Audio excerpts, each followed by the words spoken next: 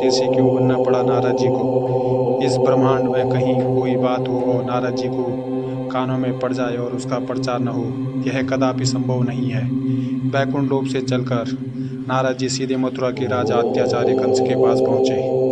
कंस ने नारद जी का समुचित आदर सत्कार किया और उनके दर्शनों के लिए आभार प्रकट किया।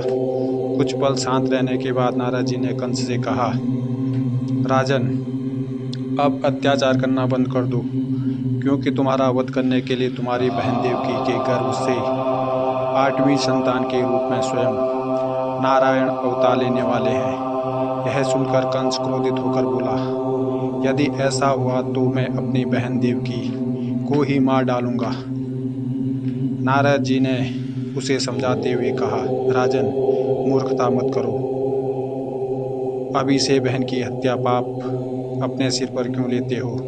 व्यर्थ में लोक निंदा के पात्र बनने से क्या लाभ। जब 8वां बालक होगा तब उसका चुपके से वध कर देना। सभी बालकों को मारने से तुम्हें पाप लगेगा।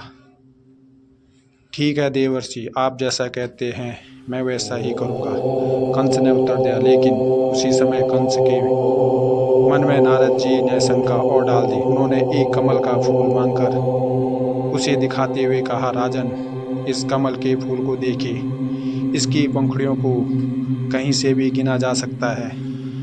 फिर यह कैसे पता चलेगा कि देवकी का कौन सा पुत्र 8वां होगा। यह सुनकर कंस सोच में पड़ गया। यह तो आप ठीक कहते हैं नारद जी, फिर तो मुझे देवकी के सारे बच्चों को मरवाना होगा। नारद जी ने उसे चेतावनी देते हुए कहा, मरवाना नहीं, मारना होगा। दूसरे पर भरोसा करना ठीक नहीं है राजन। जो काम करो अपने हाथों से करना। क्या पता कहीं चूक हो जाए तो फिर तुम्हें पछताना पड़ेगा। एक बार यदि देवकी के 8वीं संतान का जन्म हो गया तो फिर तुम्हें कोई नहीं बचा सकेगा। कंस बोला, आप ठीक कहते हैं देवर्षि, आप मेरे हितैषी हैं। मेरे ही क्या, समस्त असुरों के आप हितैषी हैं, तभी तो हम सभी आपको इतना मान करते हैं। नारायण नारायण, ठीक कहते हो राजन।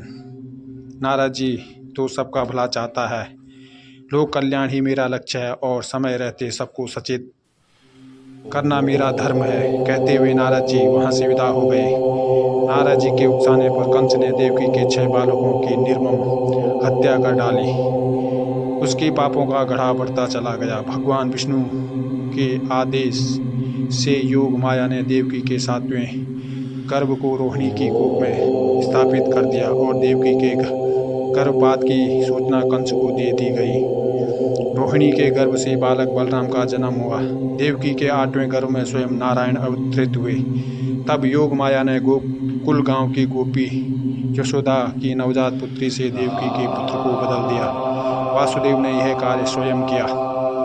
8वीं संतान पुत्री के रूप में देकर क्रूर कंस ने निर्ममतापूर्वक उस कन्या को पत्थर की शिला पर पटकना चाहा, लेकिन वह बिजली की तरह चमकी और आकाश में दुर्गा के रूप में प्रकट होकर बोली, अरे दुर्बुद्धि कंस, तू अकारण मुझ बालिका का वध करना चाहता था। तुझे मारने देवकी का 8वां पुत्र जन्म ले चुका है। अब स्वयं काल भी तुझे नहीं बचा पाएगा। आकाशवाणी सुनकर कंस आग बबूला हो गया। उसने अपने सहकर्मी प्रलंब और कैसी दत्तियों को बुलाकर उसी दिन जन्मे अपने राज्य के सभी बालकों को मार डालने का आदेश दे दिया। परंतु वह यशोदा की गोद में खेल रहे बाल कृष्ण तक नहीं पहुंच पाया।